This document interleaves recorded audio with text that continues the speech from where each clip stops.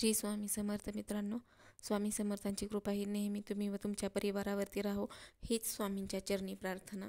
तर मित्रांनो, आजच्या व्हिडिओमधून मी तुम्हाला स्वामींची नित्यसेवा कशी करायची आहे याची माहिती देणार आहे. स्वामींची सेवा ही अगदी साध्या सोप्या पद्धतीने कशी करावी. या धावपळीच्या जीवनामध्ये जर तुम्हाला वेळ मिळत नसेल तर फक्त काही गोष्टी आहेत त्या अगदी साध्या सोप्या पद्धतीने करायच्या आहेत, त्या मी सांगणार आहे. तर स्वामी समर्थांची सोप्या रीतीने स्वामी सेवा ही कशी करावी, कोणती करावी, हा प्रश्न नेहमी प्रत्येक स्वामी भक्ताला पडलेला असतो.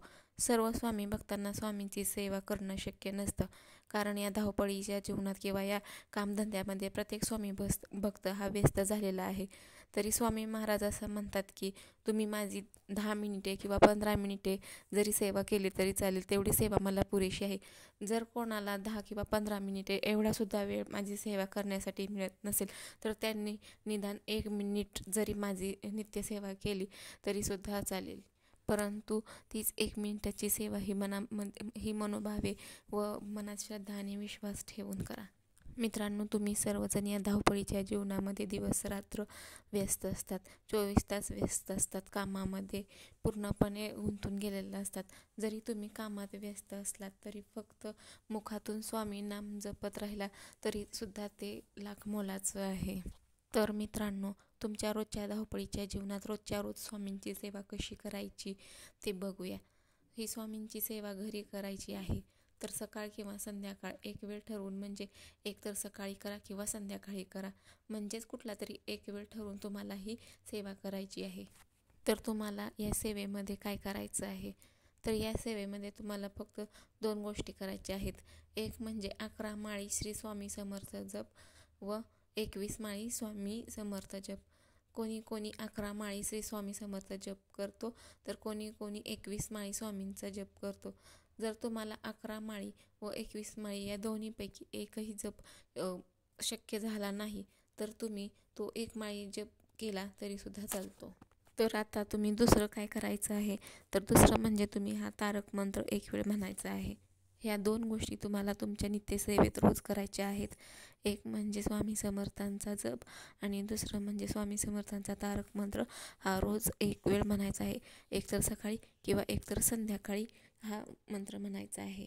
जर ही सेवा तुम्हाला करायची असेल तर कुठला तरी एक वेळ ठरवूनच ही सेवा करावी लागेल. एकतर ही सेवा सकाळी करा किंवा एकतर ही सेवा संध्याकाळी करा. परंतु ही नित्यसेवा करायची असेल तर रोजची एक वेळ ही असायलाच हवी. ही सेवा त्या वेळेतच झाली पाहिजे. तर ही अगदी सरळ व सोपी नित्यसेवा आहे. प्रत्येकाला जमेल अशी सेवा आहे. तर प्रत्येकाने स्वामींची सेवा या धावपळीच्या जीवनामध्ये अवश्य करावी. स्वामी समर्थांची सेवा ही अगदी मनोभावे व मनात पूर्ण श्रद्धा व विश्वास ठेवूनच केली पाहिजे.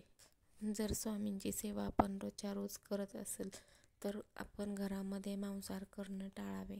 जरी आपल्याकडून स्वामी महाराजांची सेवा करणं शक्य नाही झालं, दिवसभराच्या या धावपळीच्या जीवनामधून किंवा दिवसभराच्या या कामामधून जर तुम्ही कामात व्यस्त असाल तर स्वामींची तुमच्याकडून सेवा होत नसेल तर तुम्ही फक्त मुखातून 11 वेळा स्वामी नामस्मरण जरी केलं तरी तेवढंसुद्धा पुरेसं आहे.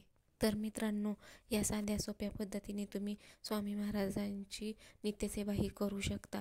अगदी सोप्या पद्धतीने सांगितली आहे. स्वामी महाराजांची सेवा ही तुम्ही करू शकता.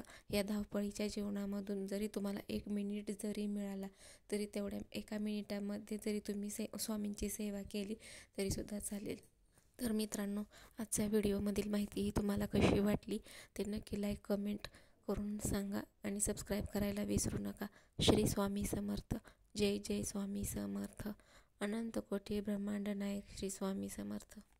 अशक्य ही शक्य करतील स्वामी.